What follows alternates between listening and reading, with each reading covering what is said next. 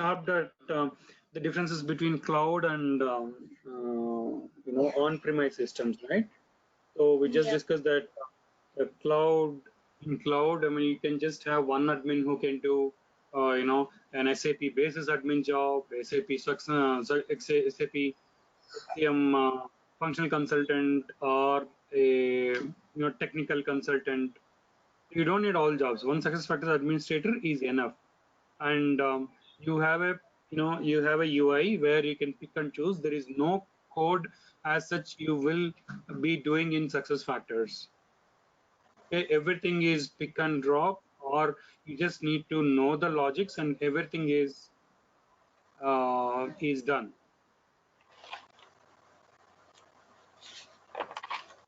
Through online, right? So no course like SAP here. Just drag and drop. We will see as we go forward, right? So then we said, yeah, we don't need to connect to the data center, right? Because SuccessFactors manages their own data center and it's in cloud. It can be accessible from anywhere and any system. You just need to have an internet access, URL ID, and password, right? And then the licenses are SaaS based, software as a service. You just use and you just pay for it.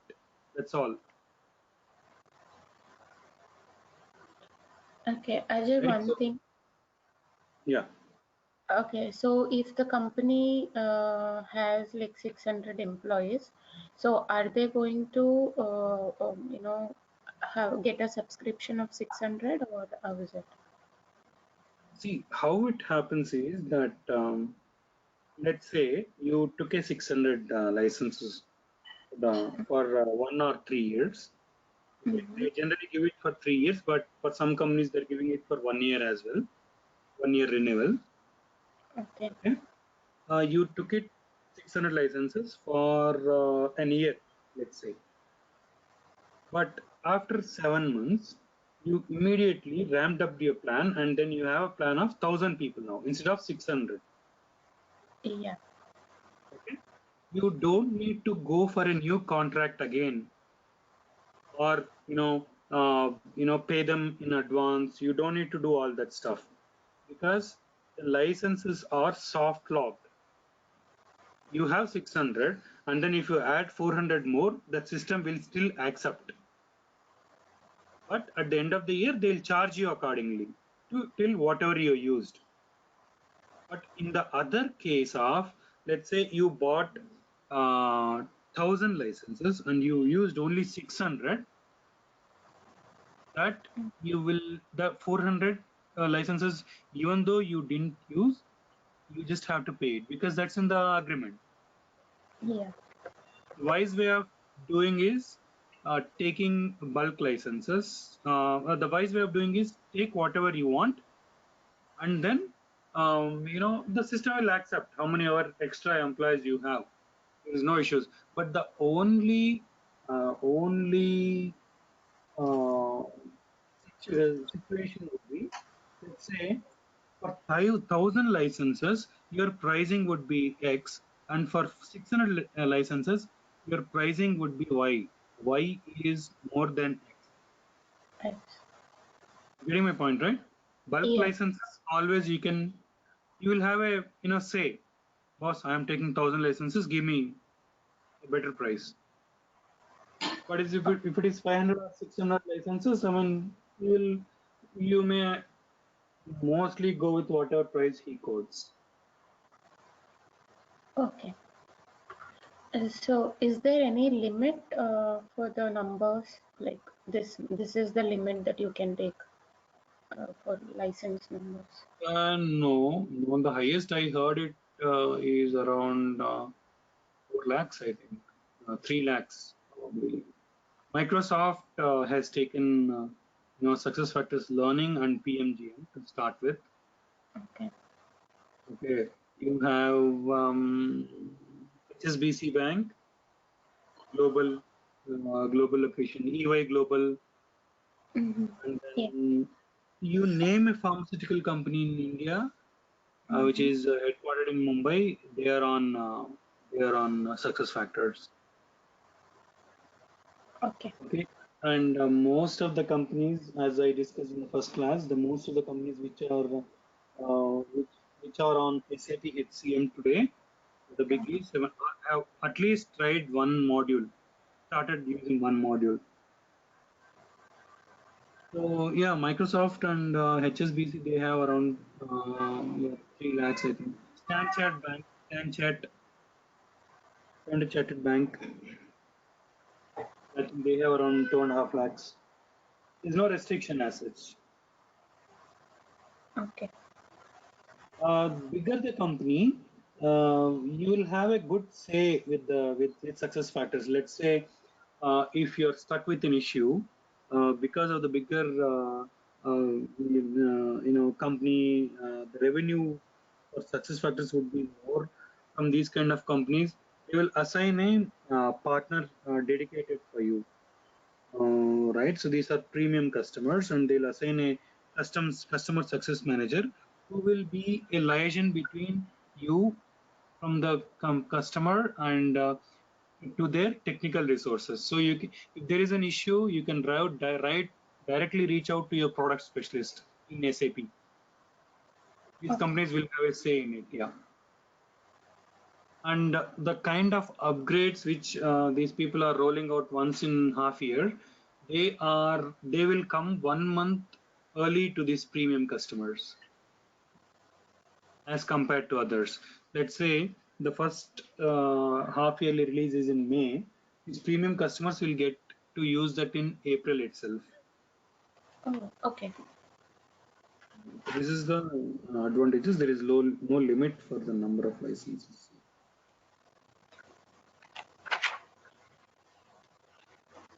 Are you both clear with on-premise and cloud system differences? Yes. Yes. And Yeah, Jay. most of this holds good for any other cloud or any other on-premise system, not particularly for success factors. Okay. Okay. Except for success factors admin, the connection cloud systems can be connected from anywhere and everywhere. There is no data center for cloud companies, right? Cloud company HRMS charges SaaS based, right? Upgrades, those are free of cost, and some companies may charge upgrades, but upgrades are easy. It's just on the. No, I'll just show you. You can see my screen, right? Yes. Okay, I'll show you how easy the upgrades. I don't know in your SAP world, you just have to install the software or the IT would push the softwares to you. You see, there is something called Upgrade Center. You see here, right?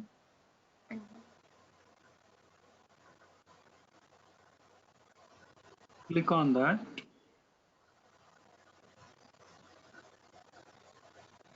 There is no lag, right? You're able to see the screen, right?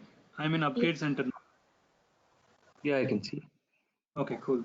Yeah. So, I mean, see, the upgrades are completed here. It's just that you will have upgrades like this. You just click on them. Okay. If you just click upgrade now, that's all is upgrade. You don't need to get a CD. You don't need to get any other pen drive. You don't need to install in the system. You don't need to configure nothing. Just upgrade it. That's all. It'll get upgraded. It's that easy, Okay. right? And if it is UI upgrades, that you can get a preview as well. If it is UI, it will show you how in the preview how the system would display after these changes. And then every upgrade will have 30-day window where just in case if you don't like that upgrade, you can always revert it back to the old one. Especially in UI, let's say if you don't like that UI, after 30 days you used some features you used up for 30 days. If you don't like, you can just get it back to your old configuration.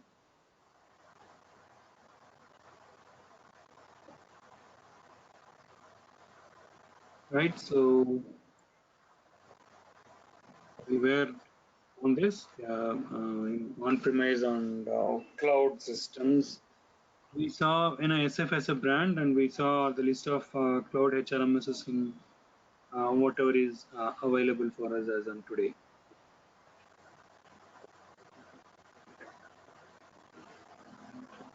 Right, so let's move forward move forward in the session. So for the success factors, we spoke about these admins, right? So there are three types of admins.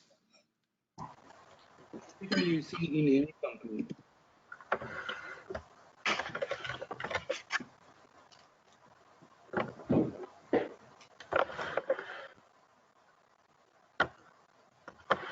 So this is being currently used by the big organizations, this classification, but other companies are generally using the super admin as a as a single admin.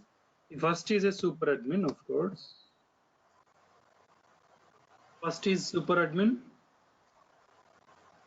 Second is security admin. Third is general admin. Okay. So super admin, the name itself says super, right? Super admin has anything and everything, all the accesses and success factors. Super admin can, browse, can go into a CEO's profile, right? Can check CEO's ratings, CEO's compensation, the top level employees, whichever level employees, they can just go, approve their, workflows, right? So they can do whatever the senior folks can do in their system through proxy accesses. Right? Super admin has superpowers. Yeah, you can take it that way. Right? Security admin. Security admin is the one who will keep a tab on unauthorized accesses or on success factors. So unauthorized access means proxy is a powerful access, right? So when you have proxy accesses, you can look at somebody else's system, right? I'll just show you. Let me proxy and then show you.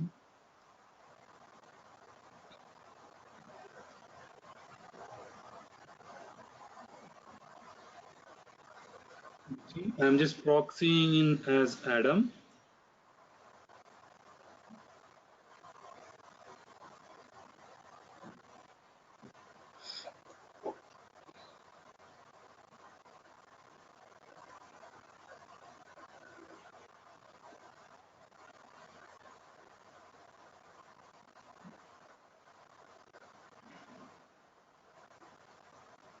What you're seeing is Adam's screen. Okay, you see SF user self on behalf of Adam Novak.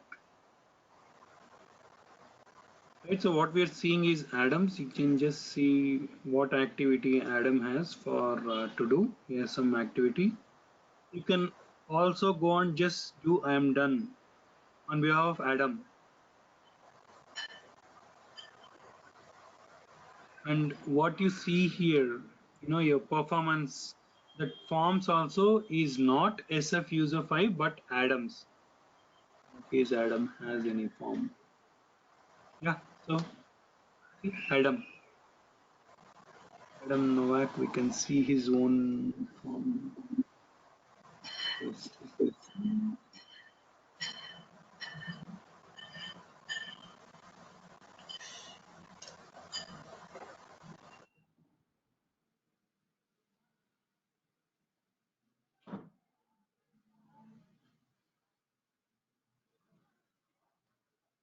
See Adam Novak.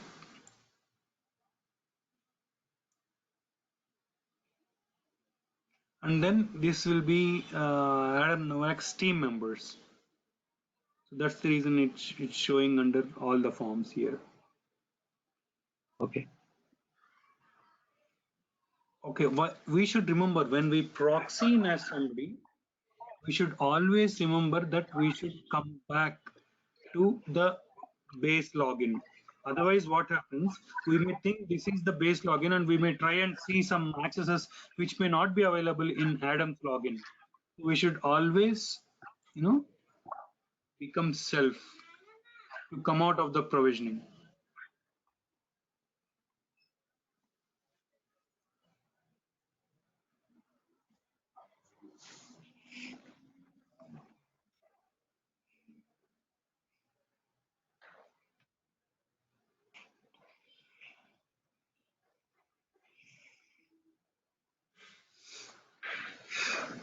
Right. So security admin keeps a tab of the proxy accesses. Right. So who are the proxy accesses at times will be given only for certain period of time. Why? Because just in case if the manager and or the reporting manager or the senior boss is leave or out of office, and just in case if some workflows have to move forward, then you should have proxy accesses so that HR or the in charge would go on proxy and see what the differences are. I mean, see what the approvals, and then they can just take the approvals forward as well. Right. So, and it's security job, security admin's job to manage the accesses, cut off the accesses after manager returns or after certain period of time, because there is no provisioning as of now to give time bound proxy accesses. Okay. Yeah. Yeah, like you are telling, like the proxy access will be given. Like for example, I'm logging on behalf of like Adam or someone else. So it's like, will there be a log created? Yeah, very good question. So there will be a log created when you pull out the proxy accesses report. It will show you who has accessed it lost, or who has accessed it at any given point of time.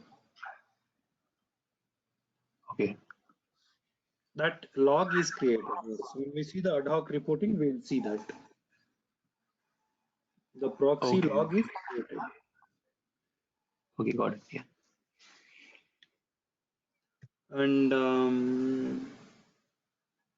yeah, that's what they use for audit logs, and then they'll see who has accessed this file and all this stuff. Yeah, that log is there. Yes, but the only problem is, let's say, that's a very common, factor these days in any company, that the success factors admin or the, security admin is created on as a generic name. Like for example, super admin 1, super admin 2, super admin 3.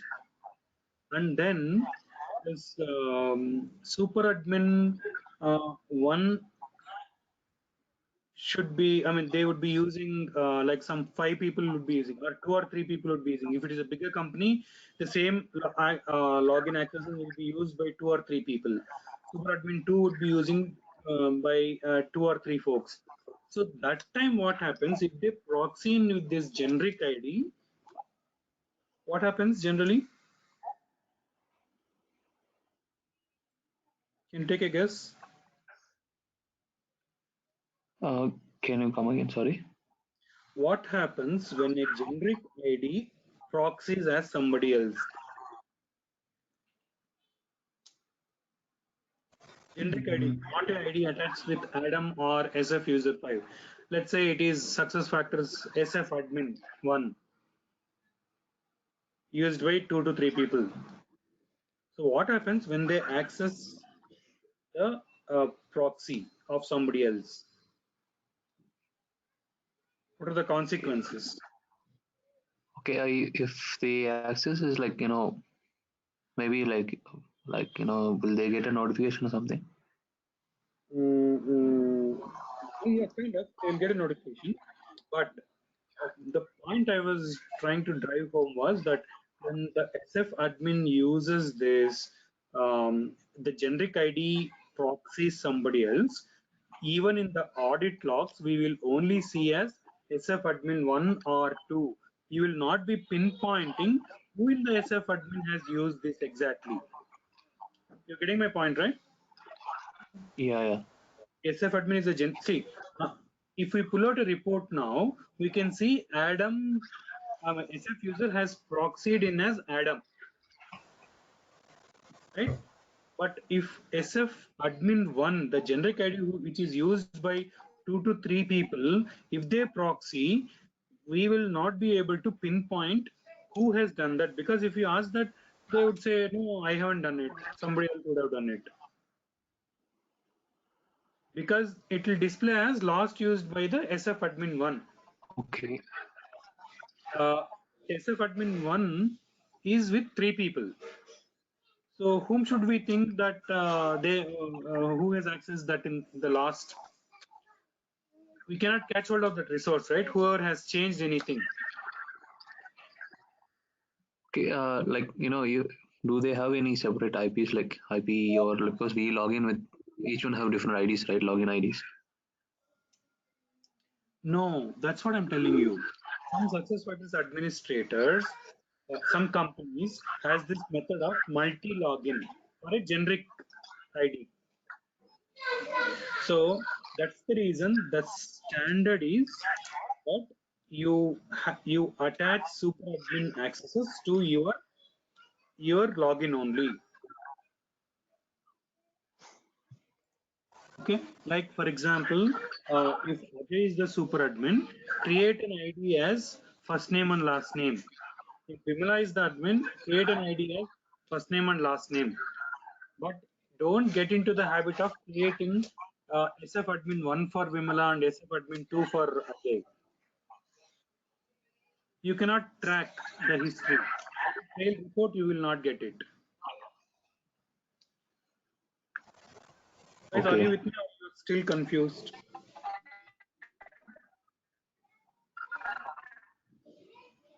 So it's like only one person can have the like kind of super admin access, right? That's the standard. That's what success factors says. Don't share success super admin IDs. Don't create common ID and don't share that ID. Like, see, the beauty, the other thing is, the beauty is, like, for example, I'm using this SF user 5, right? ID. This ID is there, right? SF user 5. Yeah. Yeah, This yeah. ID can be simultaneously logged in by you and by Vimala also. Okay. Let's say you went and approved a workflow which you are not supposed to do. When we Okay. pull an audit report, what will it show as? Who has last logged in? It'll be showing like yeah, it'll be like mine SF user. Exactly. It will not show your name, right? Because it's not linked with your name. We are using SF user 5 is a common ID. So you are using it simultaneously. I'm using it. Vimala is using it. So if you do some changes, it's very difficult from audit report. It's not only difficult; it's impossible unless somebody comes forward and accepts it that I have done that change. Okay. That's the reason So to avoid. Yes, success factor says, please create success factors administrator on your name or create a generic ID, no problem, but assign it to only one resource. Like SF user 1 is for Vimala, SF user 2 is for Ajay. That way. So that it will be easy. Even if it comes as SF user 1 and 2, they know that it is assigned to you. So that's the standard success factor suggests. Go with success factors. Let it create on your name, administration ID, or let it go with generic ID, but only attach the generic ID only to individual resource, not for multiple resources. Okay, so it's like just one more like, so you told like you can't find it, right? But you can trace it out using the IP, right? So it each system runs in different IPs, though you have one single common generic ID, right? That's extreme way of doing it. Yeah, you can. Yeah, you can. But how many people will have access to IPs? Yeah, correct. Like no, if you want to trace out like who Definitely. have done it. The best you're giving the example like we have this surveys in the organization, right? Yeah. They'll say, this is anonymous and all that stuff. But yeah, technical resource or technical, people who can understand like you, I mean, they always has apprehensions, no? Because what if they take our IP address? Even though if we give negative feedback, they may trace it out. So always, though it is anonymous, people or technical folks are, skeptical. That's true. No, there are ways and means definitely to identify, but those are extremes. Here, you are getting an audit report. If you have access to audit report, you just pull a report and see who has done that, right? So are you guys clear Yeah. about security and the and the nuances of getting a generic ID and also getting admin ID on your name, right? And then there is general admin. Okay, general admin is, let's say there is a big company, and the company wants to create different IDs for different modules, like for Ajay they created a employee central admin. So you're an admin, employee central admin. For Vimala can be a PMGM admin and a compensation admin, right? Likewise, I mean somebody else succession admin, and somebody else is payroll admin. Likewise, so generic admin means respective module admins. So Okay. this is one more admin. The basic success factors prescribed administrators. These are okay. So super admin, security admin, and general admin. Security admin and general admin.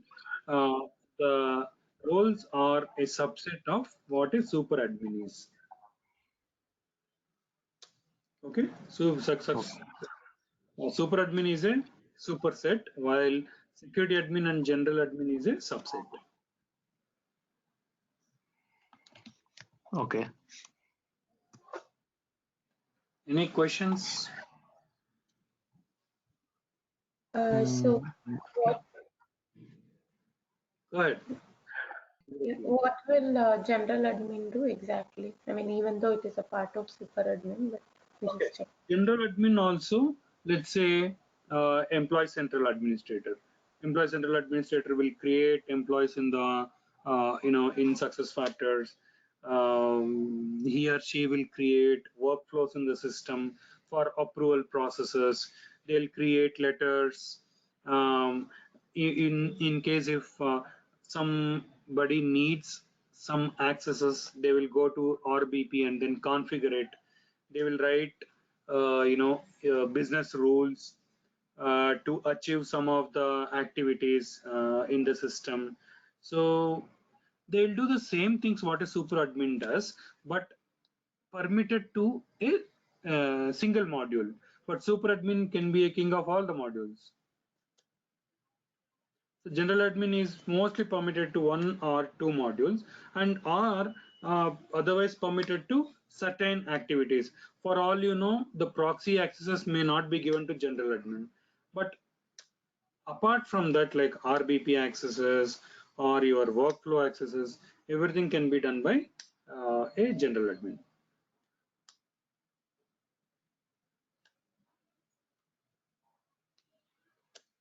Okay. Okay. Yeah, I'm good.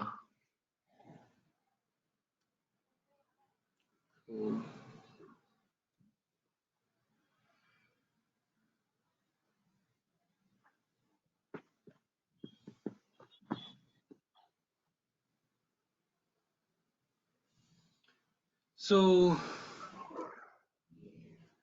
have you guys heard about data models?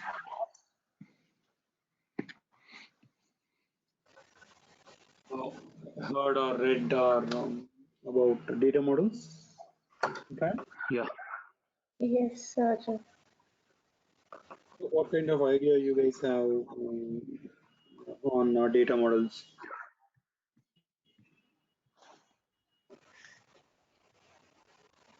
See, Mm, I mean, we all are learning success factors. Okay, success factors is just very old, not very old, right? It's just like 6 or 7 years old tool. So everybody is learning. There is no right or wrong answer, right? This is not a school also where I'll penalize you for telling. We are just sharing our ideas. That's all.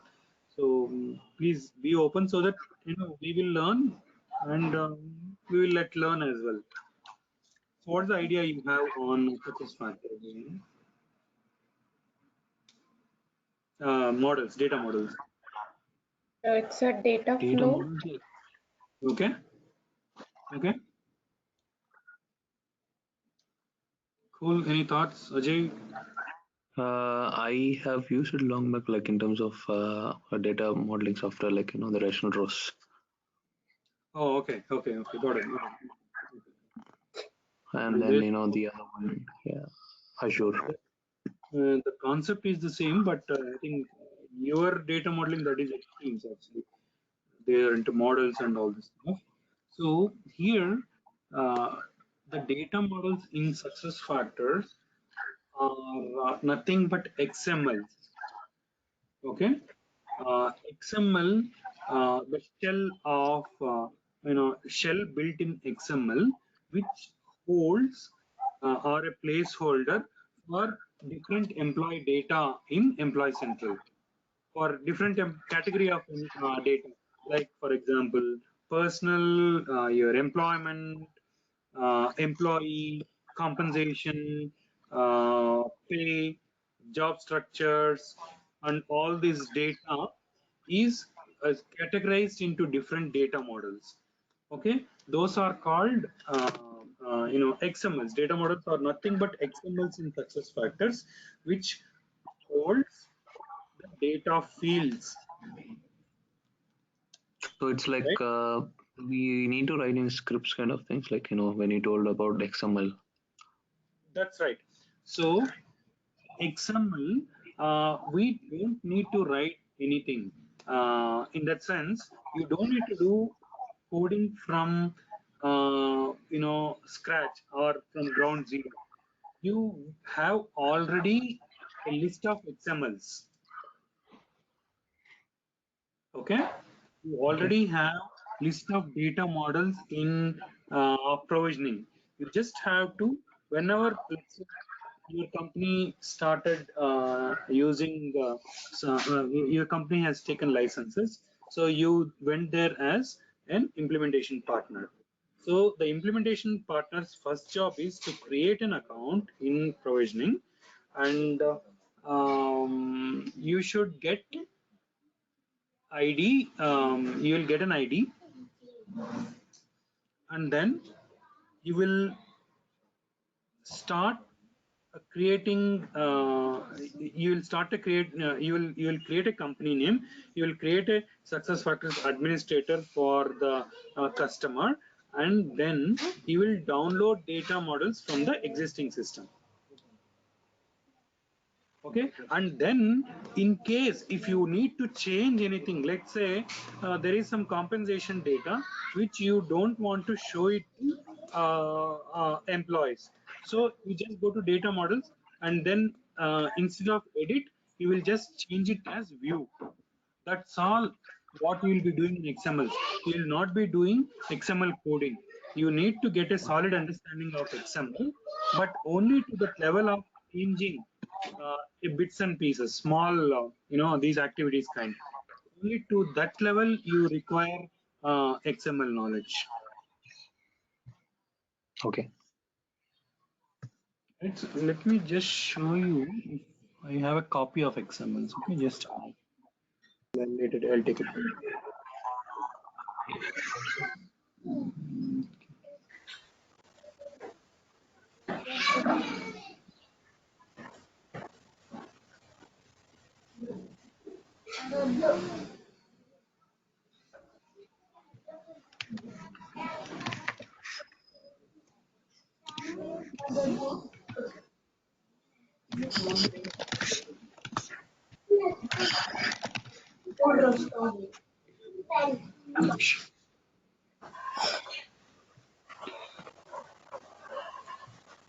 Okay, so yeah, before even we go to data models, let's look at the list of modules what a success factors has, right? So list of modules what success factor provides.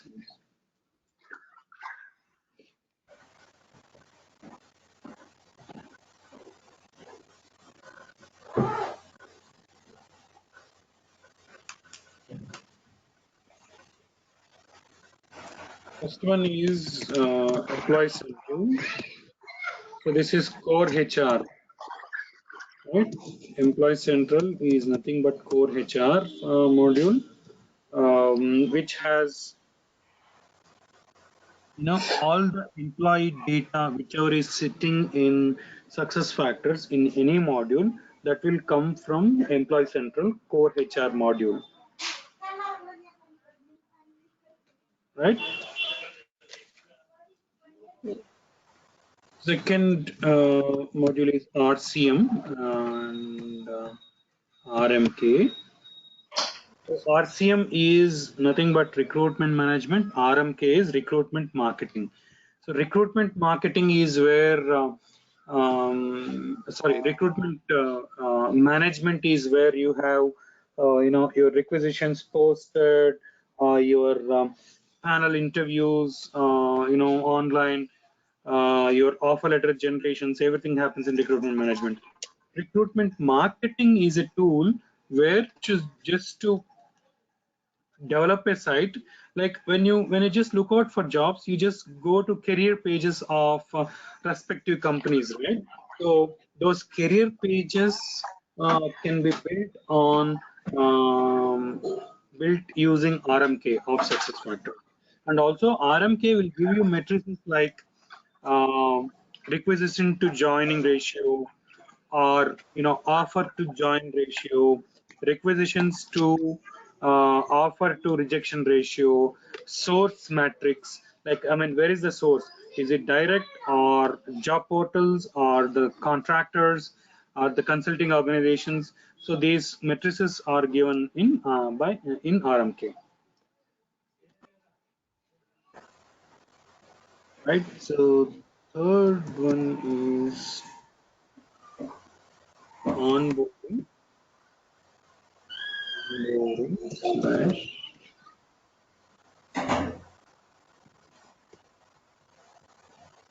So onboarding module is, where you see that you just get in touch with the candidate, the prospective employee. After the offer stage, you get in touch with the candidate. You provide enough information. If you have e-learning module on your induction on the company, you send it across to the resource, and then get the forms filled by the resource even before the candidate joins the organization. So this is onboarding module is to engage with the candidate even before the candidate joins the organization. So in between the offer accepting to the joining, that's the period, onboarding helps to engage with the prospective employee. Offboarding, of course, is an exit module where, in most of the companies, you have to take a no objection approval or an approval from departments like your HR, finance, administration, then your manager, information technology, IT, information security, and all this stuff, right? So that workflow, step-by-step workflow, is built in offboarding module, right? You have performance management, goals management module, PMGM. This is called as PMGM. PMGM also has other features like 360-degree feedback. You guys are aware, right? 360-degree feedback is where you take feedback from your colleague, peer, your subordinate, and your superiors. In colleague, in that sense, subordinate or superiors. And also, if you have matrix manager or external, also can be your a peer to give feedback on. That's 360-degree. So PMGM has 360 degrees as well, right? 360-degree, and you also have something called as continuous performance management. Continuous performance management. Okay, CPM. That is nothing but you must have heard many companies are done away with rather than saying many. Most of the companies are done away with the annual yearly appraisal system. Now they are going with a quarterly appraisal or a monthly appraisal. Of course, though the hikes may happen only once or twice in a year, but the feedback will be regular. So that processes is built into continuous performance management. That's a part of PMGM. Continuous performance management is a process where um, each and every activity you perform, that activity is updated in CPM, and then CPM will help you to schedule a one-on-one meeting directly with your manager, and after that the feedback is written in CPM, and then that CPM can sit on your performance management form. The comments on CPMs can be linked in with your goals, which can sit in your performance form, your annual or half yearly performance form. That is your PM and GM, which has 360 and continuous performance management as well, right? And so you have succession planning.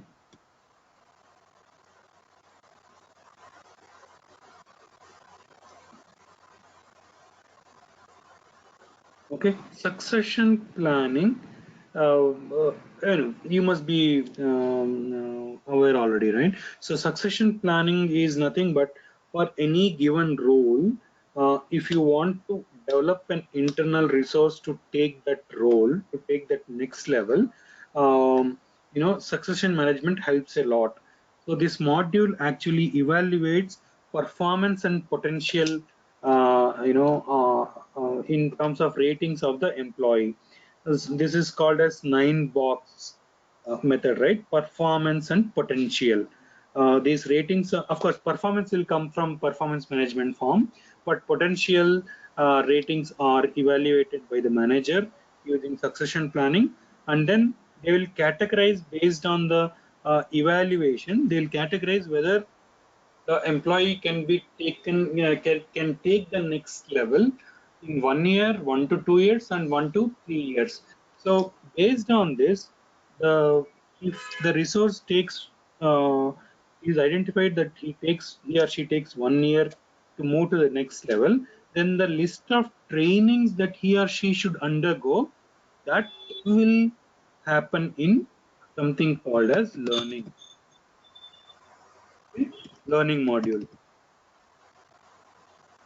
Okay, where it is called as programs, learning programs.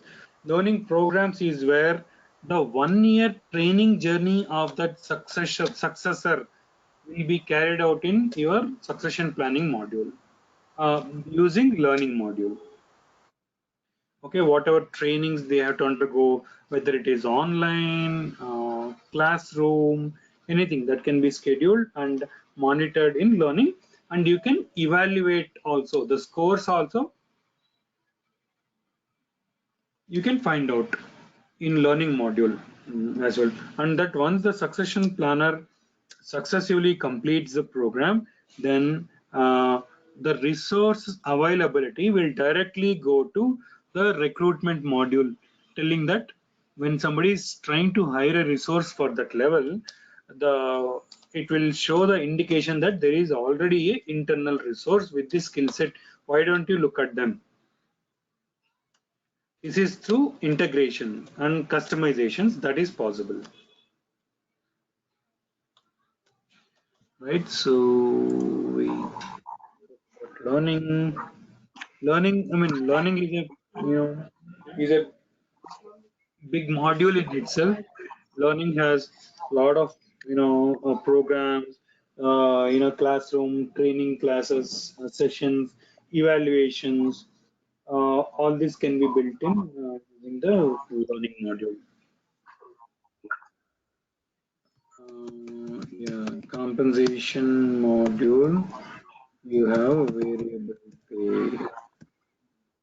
Compensation and variable pay is where you carry on the uh, salary hike, the performance appraisal hike process, where you create a compensation form, you bring in the market data, your median and max, or the percentile data, cross compare the current salary with the market, give that percentage of hike, whatever the company decides, and then the form can print the PDF letters as well using compensation or variable pay modules.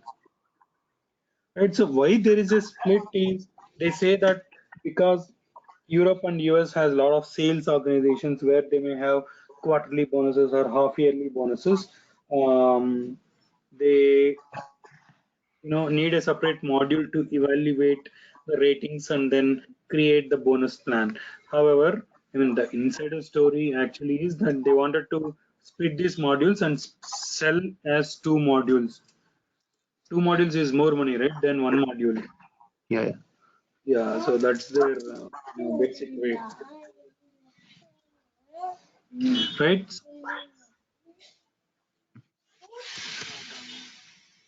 Right, so variable pay is one, and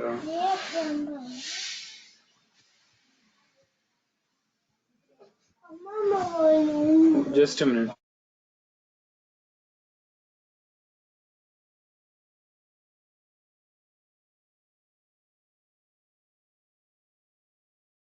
So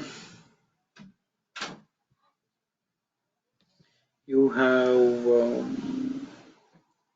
payroll. Payroll. So payroll is this is just an SAP HCM payroll. Success Factors didn't come up with an exclusive payroll module. This is just a wrapper of SAP payroll. Okay. Though they call it as SF payroll, it is nothing but a look and feel change of SAP payroll only.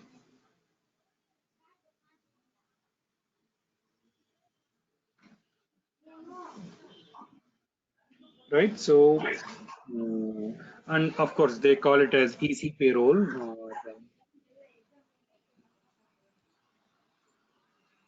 Easy payroll, right? And then you have something called as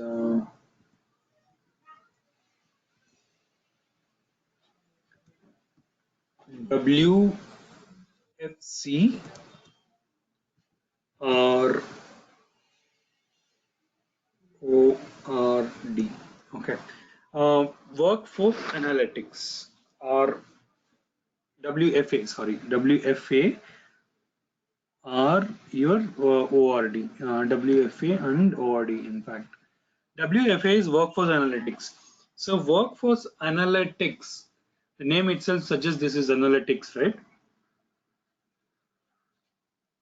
Focus analytics is where the list of it's a list of around 250 reports, okay, pre-built for you. Let's say the company wants to identify what is the which area the attrition is happening the most in this period of time. So that will be identified. For that, there will be a report. I mean, if you want to find in a normal reporting scenario, you just have to go and create that report, right? Here, there is a pre-built report. So not only pre-built reports, this also gives you predictive analytical reports. Like, for example, it will study the data in the last 3 years. Which of this department is losing a lot of resources? Which of the team? Which technology we are losing resources? So it will take this data, it will build analytics, and it will throw up data telling that, okay, please expect some attrition in this department, in this technology, in this skill, in this resourcing, right? Based on the previous data, you can expect these kind of these employees will prosper well because of their last few ratings or last few activities that they have been doing. So it predicts like who will be a star performer. I mean, it's predicts, right? It's predicting, right? Like just like the a horoscope or a fortune teller. I mean, this is predictive analytics using some technology like artificial intelligence, right? So it reads the data and then provides analytics. So these kind of reports are built in WFA. So this is, you have to pay it extra, and during implementation they will take you the list of reports and then they will build it for you. They'll Okay. build it for you. ORD. Okay. This ORD and WFA is on top of what you have in EC. EC has something called as ad hoc reporting or reporting and analytics, which can pull out report on all the modules except for learning. I'll tell you why later, right? So this is on top. Like in ORD is online report designer, where you can just pull out slices and dices of report. You can pull out different combinations. You can put a lot of filters, right? You can put a lot of conditions on the reporting. That's a beautiful reporting, ORD. And also, in case if you use custom fields in SuccessFactors, then you can pull out the reporting in through ORD only, Okay. right? Then you have something called as Jam.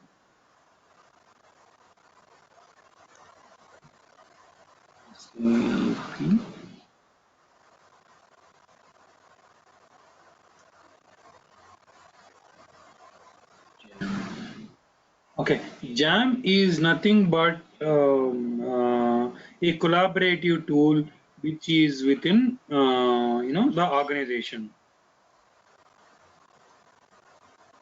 right? Like for example, if you want to create a group with your with a kind of a hobby group or a culture group or a sports group, and share similar thoughts, ideas, thought processes, then you can just create this. It can be built as a intranet for you as well, using UI5 and all this stuff. So it can be used as an internal chat tool as well. So that is SAP Jam for you. These are the different modules you have in SuccessFactors. So did you guys hear anything extra or do you see anything missing here? Is there anything called time off? Sorry? Time off. Okay, good thing. Yeah. So, time off.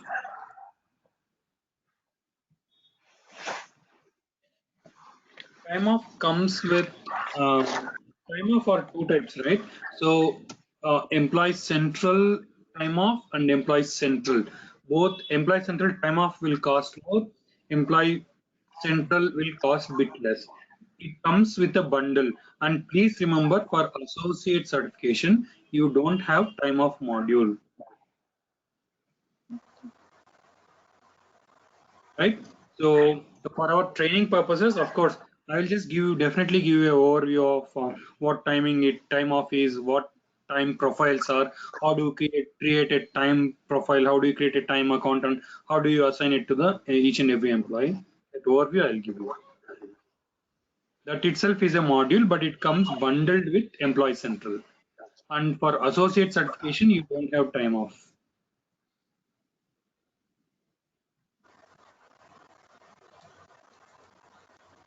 Okay.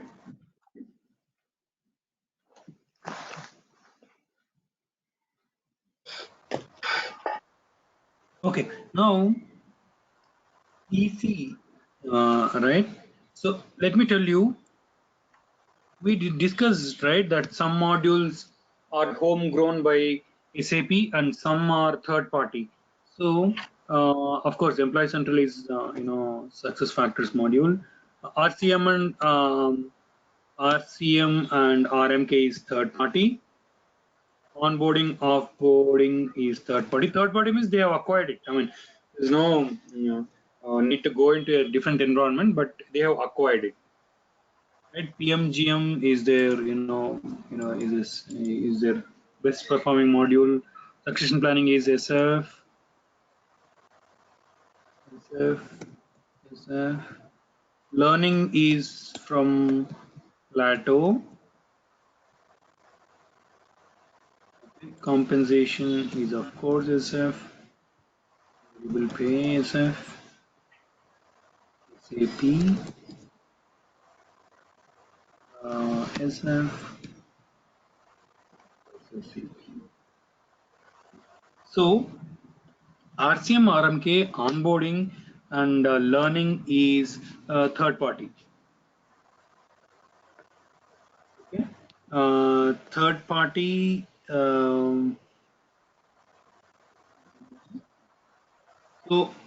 for see, all the modules here except for learning is called as BizX. Okay, BIZ or Z X, BizX. Okay, learning, because it's a third party and it's a huge module. That's the reason they couldn't get into success factor environment as yet. So if you click on learning module, it will take you into something called as Plateau. Plateau is that company which was acquired by success factors for their learning module. You can still see in the web address, the website URL, that Plateau, name of Plateau. It still operates differently. Role-based permissions are different in BizX and different in learning. The way the modules bring in data from core Employee Central is different to what that is happening in learning module. Okay, are you with me? Yes, sir. Yeah. Mm, yeah, let me just give you differences between instance and provisioning, and then we can close the call today. Right? Do you have some 5-10 minutes? Yes. Yeah. Okay, I know Ajay, it's late for you there. No, it's like it should be around like 10-15. Yeah, 10-15. So instance.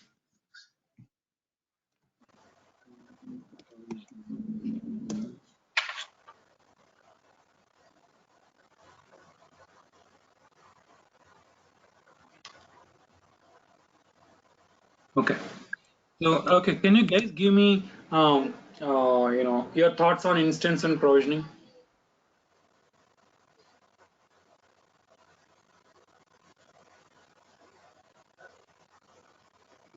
Any thoughts?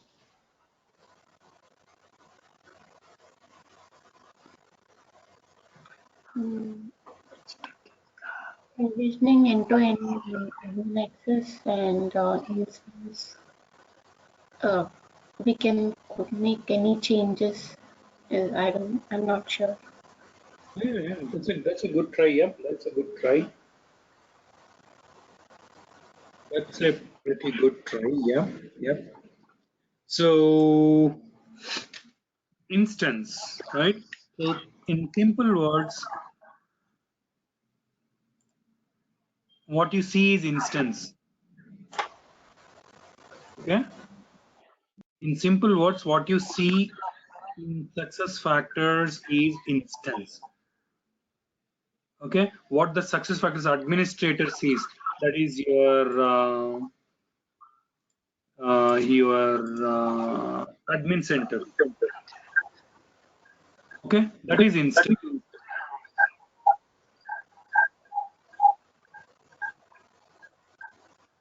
right? So this is instance. What you cannot see, you as an administrator, you as a customer company, what you cannot see is instance. No, sorry, provisioning. Okay, so the basic difference is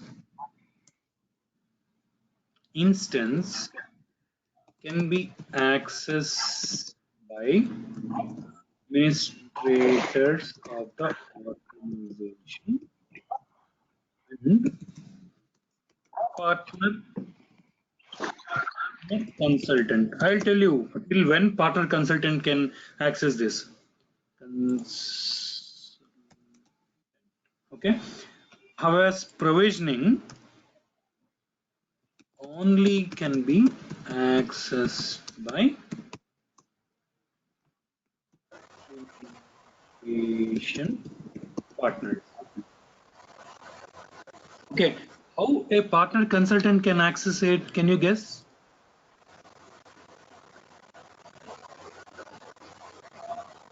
The implementation consultant, during the initial days, he needs instance access, right?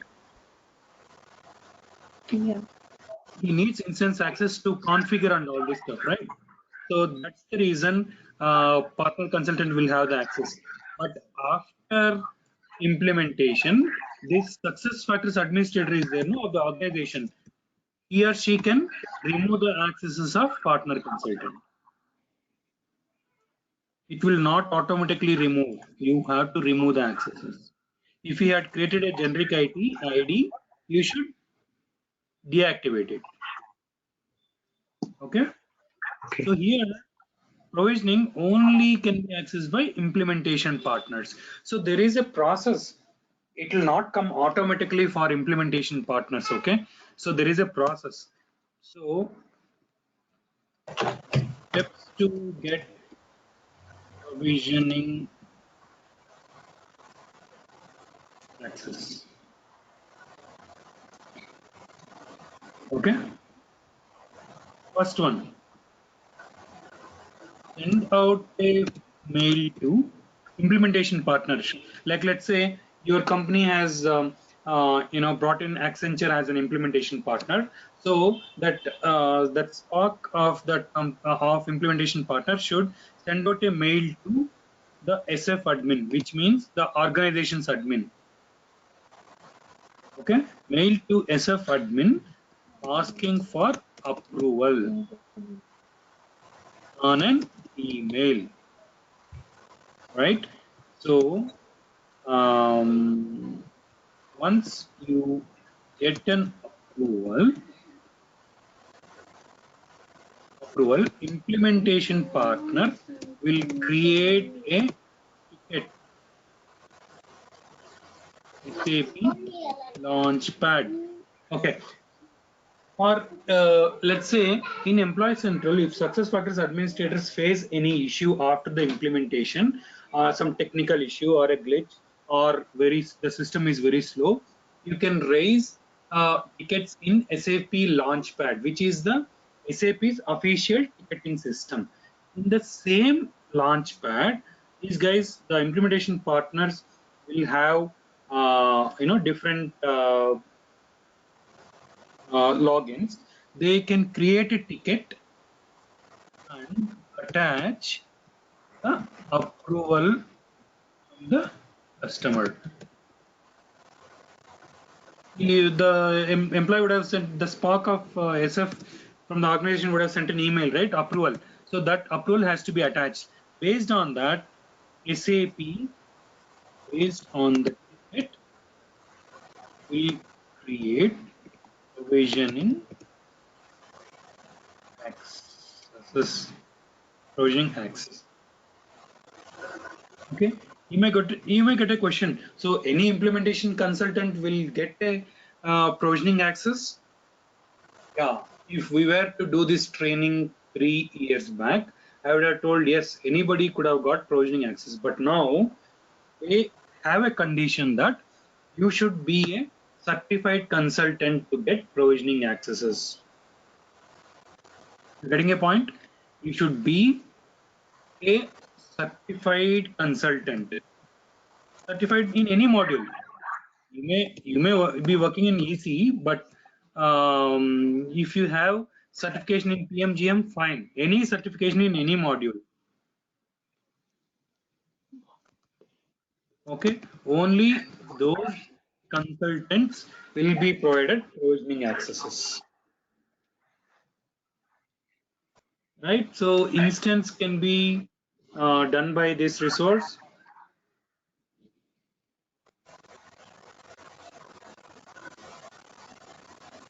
Right.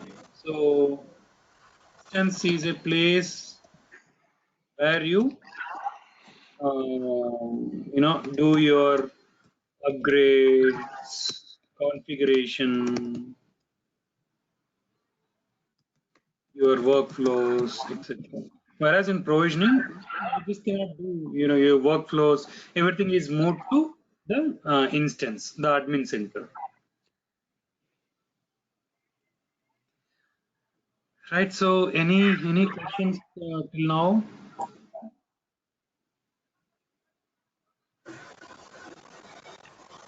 No, no, we are good.